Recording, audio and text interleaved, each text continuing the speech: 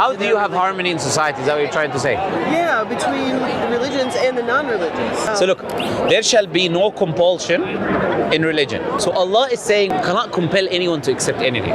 If there is an Islamic society and we're ruling by Islam, there is laws for people who are not Muslim. Like for example, in Spain, when there was Jewish people living in Spain, they had their own courts for marriage and divorce and everything. In an Islamic state, applying Islamic law. They were free to travel all over the Ottoman Empire. You just live in the land, practice their religion, get married in their own synagogues, and the Christians had their own churches, had their own courts.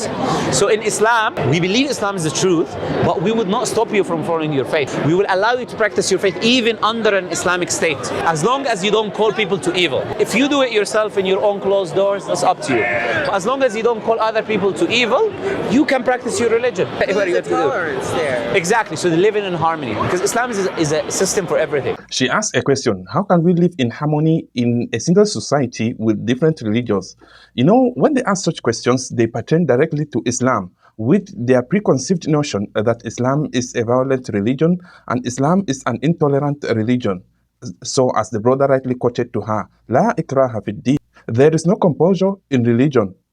So a Muslim has no right to force any other human being to believe in Islam, be it a Christian or a Jew or an idol worshipper. They have the right to worship whatever they worship until they are genuinely convinced that Islam is the truth and they follow it out of their own will. But some Islamophobes will not just stop here, because they will pick out a hadith from authentic ahadith of the Prophet, like this one, where the Prophet says, "Umirtu an uqatila an-nasa hatta yaqulu la ilaha illallah. Man qala la ilaha illallah faqad asama minni dima'uhu wa amwaluhu wa hisabuhu ala Allah." I have been ordered to fight people until they say la ilaha illallah. And when they say la ilaha illallah, then their blood and their money are safe, and their judgment belongs to Allah alone. So they make claims like, if Islam says there is no compulsion in religion, then what about this hadith? Apparently, to those who have a problem in their mind, there is a contradiction between this hadith and the ayah we just read. But sincerely, there is no contradiction. I guess their problem stems from the fact that they don't differentiate between the message of the Prophet ﷺ and the message of the previous prophets like Jesus and Moses before the Prophet. Those were prophets sent to their tribes, like Jesus and Moses were sent to Israel, to the children of Israel only. But the Prophet ﷺ was sent to the entire mankind. That means the message of the Prophet must reach every corner of the earth. So if there is any government or any kingdom or any continent that tries to stop the spreading of Islam, then the Prophet was obliged to go to war with them. In Islam, that they should kill people who criticize Muhammad. So Islam is a big problem. Even the 5% can kill whole humanity.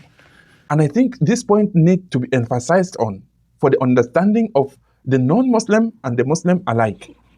When we talk about hadith that encourages things like war and encourages things like fighting, this is supposed to be a very well-organized state affair.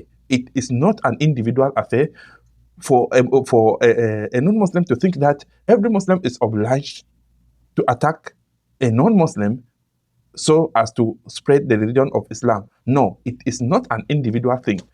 Until it is a fight against a people and a people, then the state, the Muslim state, will organize the fight and not an individual. It is one of the biggest crimes in Islam to fight somebody who has gone under a treaty with you to remain under your protection and custody. So if there is any Muslim who goes out, maybe to threaten the peace of the neighborhood in the name of trying to spread Islam, then he is doing that on his own.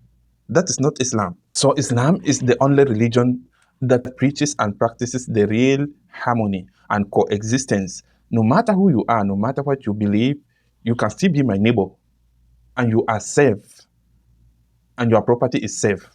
You may also like to watch our video about who really won the debate that took place between Muslims and Christians at the PBD podcast. Please do not go away without subscribing, turn on the notification button, and share the video. May Allah bless you as you do so. Wassalamu alaikum wa rahmatullahi wa barakatuh.